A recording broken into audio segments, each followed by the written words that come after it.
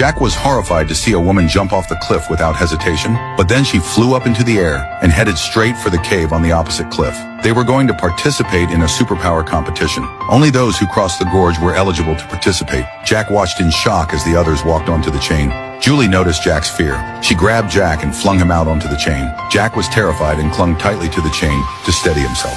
Julie also walked onto the chain. Jack wanted Julie to pull him up. Suddenly, a man flew over and accidentally collided with Julie. Fortunately, Julie grabbed the chain in time.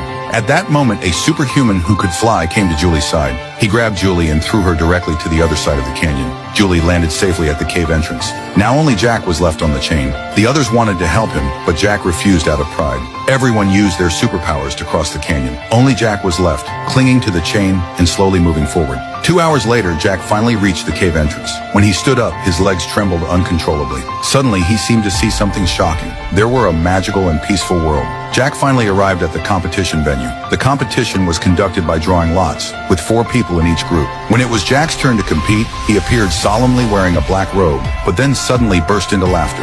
Everyone was puzzled by his behavior. Jack pointed at the sky and shouted a spell. The sky suddenly darkened with clouds and a strong wind blew. Jack's ability left everyone in awe. Then Jack withdrew his finger, and the sky cleared again. Jack sat cross-legged on the ground. He told the other 3 that he would only fight the strongest among them. As soon as he finished speaking, the 3 began fighting, with one man narrowly emerging victorious. However, Jack told the man to sit down and rest before continuing the battle, which deeply moved the man. But what no one expected was that while the man had his eyes closed, Jack removed his black robe and draped it over the man. Then Jack began punching and kicking the man. In the end, Jack won the match. Everyone present looked down upon his actions with disdain.